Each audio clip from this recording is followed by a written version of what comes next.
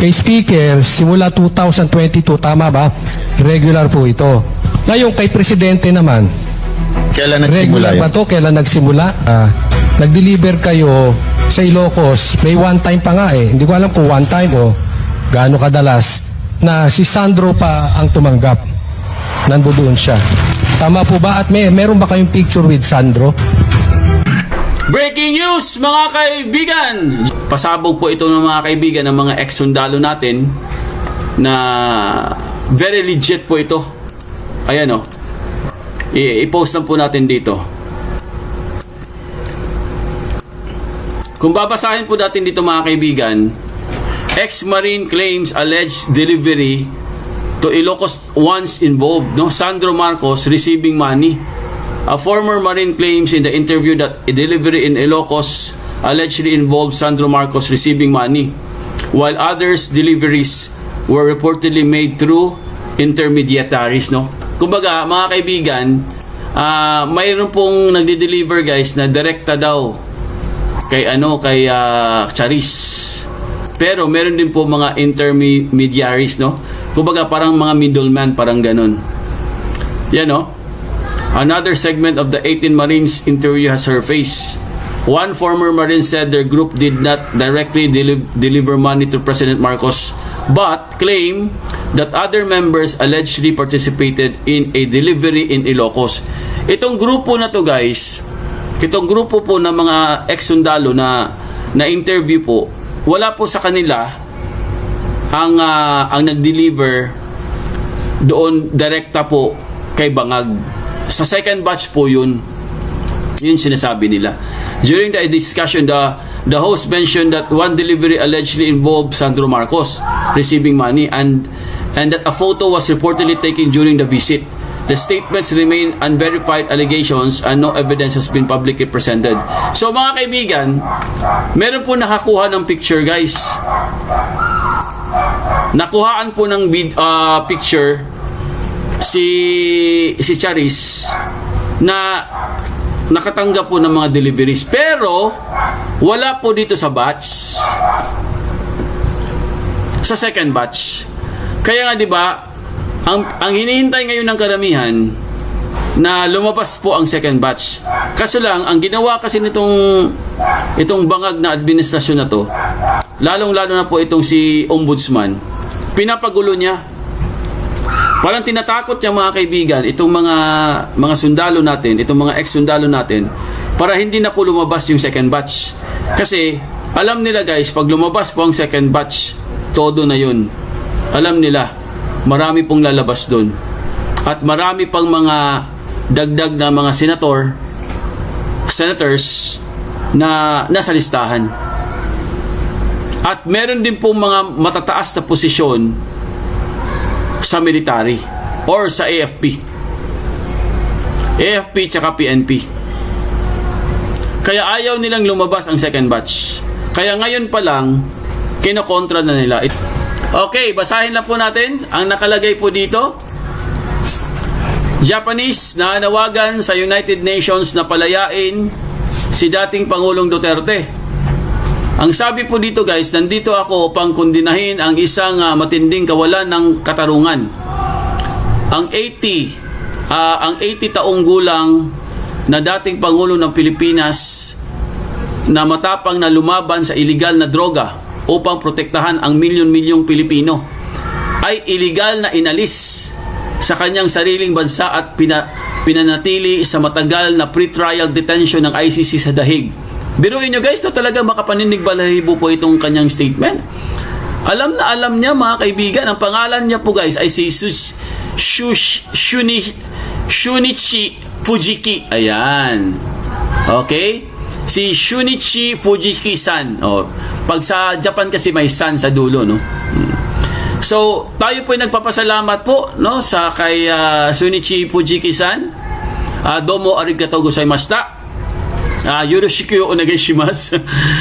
Talagang nagpapasalamat po tayo sa kanya mga kaibigan dahil kahit po ibang lahi sila guys, foreigner, ay naintindihan po niya ang kalagayan po ng ating dating Pangulong Duterte.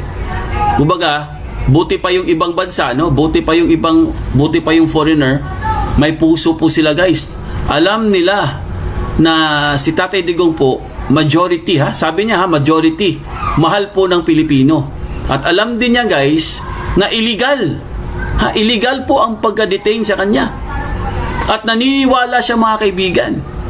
Dahil po kay Tatay Digong, nasugpo niya karamihan po ang illegal na ipinagbabawal na gamot.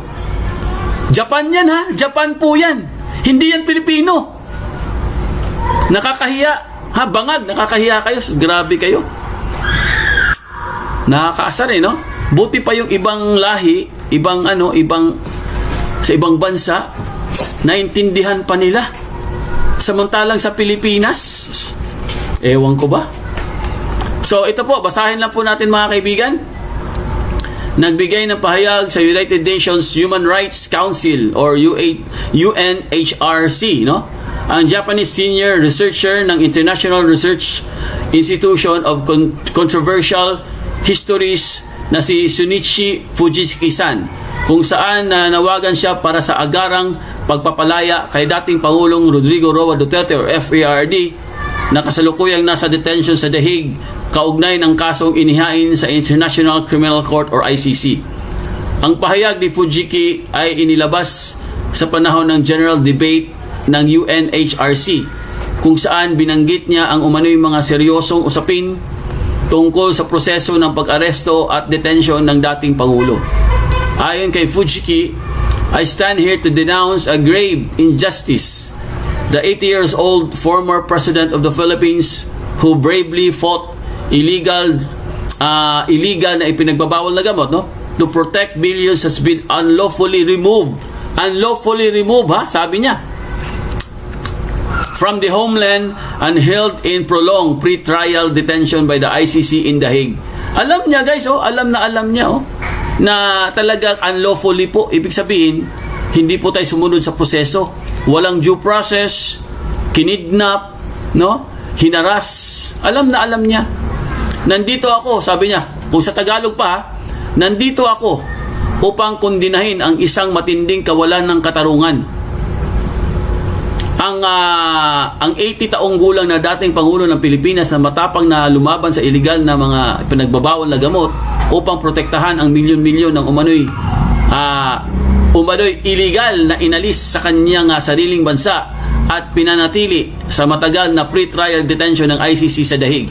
Kaya niya sinabi na pinatagal kasi umabot na po ng 1 taon. Nung nakaraan po, nag-1 taon na po sa ICC ang dating Pangulong Duterte. So talagang concern po, mga kaibigan, itong isang Japanese national. Iginiit din niya na ang kaso laban kay dating Pangulong Duterte ay dapat umanong dumaan muna sa Philippine Justice System bago napunta sa international na korte. Biruin nyo, ha? Buti pa yung Hapon, guys. Alam niya ang sistema na kailangan dumaan muna sa local court or sarili nating korte or Philippine court. Buti pa yung Hapon, ha? Alam niya.